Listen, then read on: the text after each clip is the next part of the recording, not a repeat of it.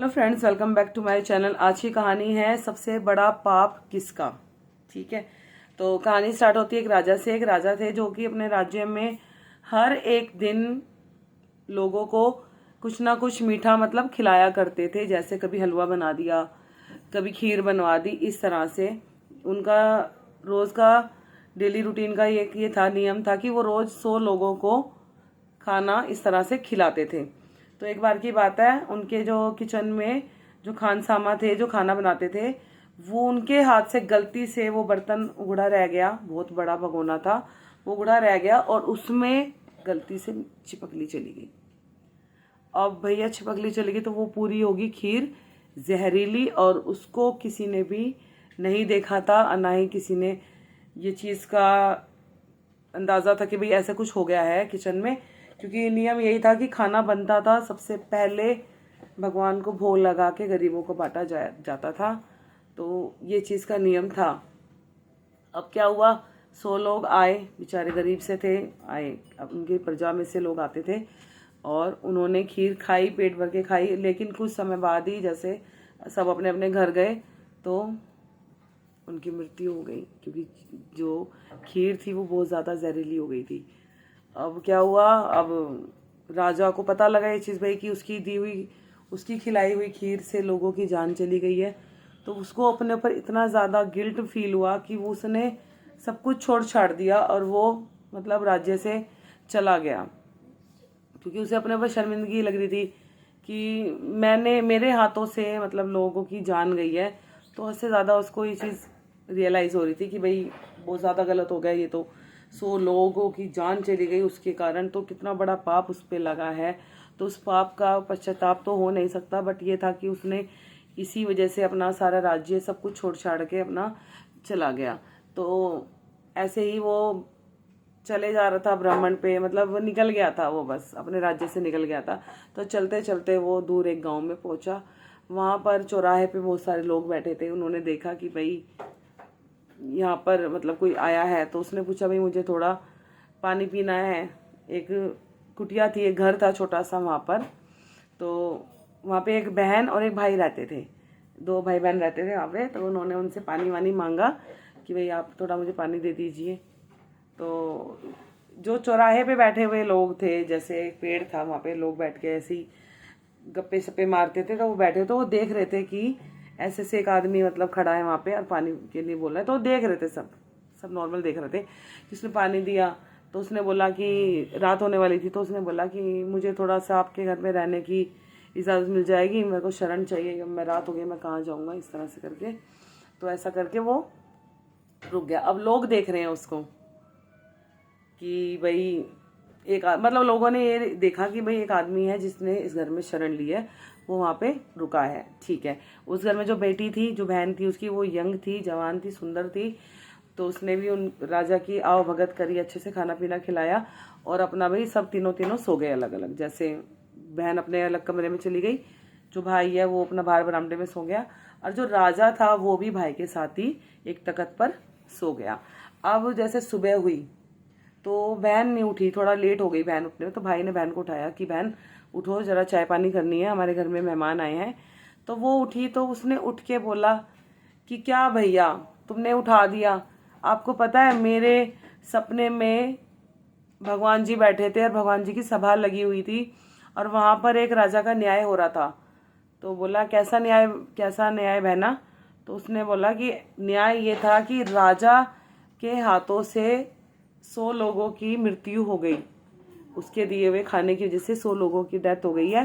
तो अब भगवान ये इंसाफ कर रहे थे कि उसको कितना मतलब जो पाप है वो किसको लगेगा, खीर बनाने वाले को लगेगा, ठीक है, या जिसने खीर को उगड़ा हुआ देखकर मतलब खुला हुआ देखकर उसको नहीं ढका उसे लगेगा, या राजा को लगेगा कि जिस राजा ने वो जहरीली खीर लोगों को खिलाई।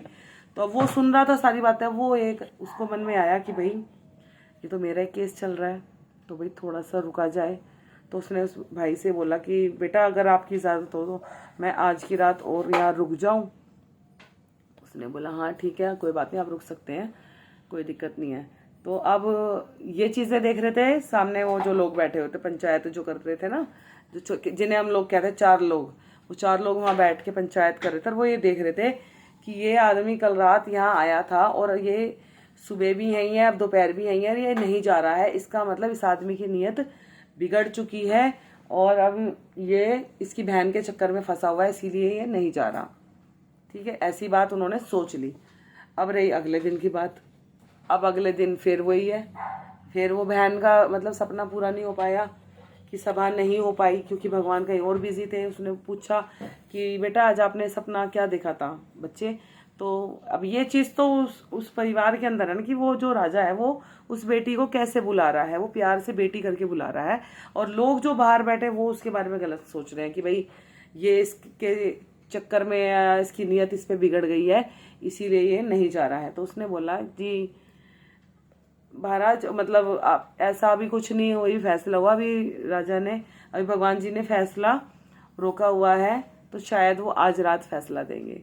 तो वो कह रहा मुझे फिर आज फिर रुकना पड़ेगा। तो उसके भाई ने कहा कोई बात नहीं, आप हमारे मेहमान हैं, मेहमान भगवान के बराबर है, आप कोई बात नहीं, आप आज रात और रुक सकते हैं, कोई ऐसी दिक्कत नहीं है।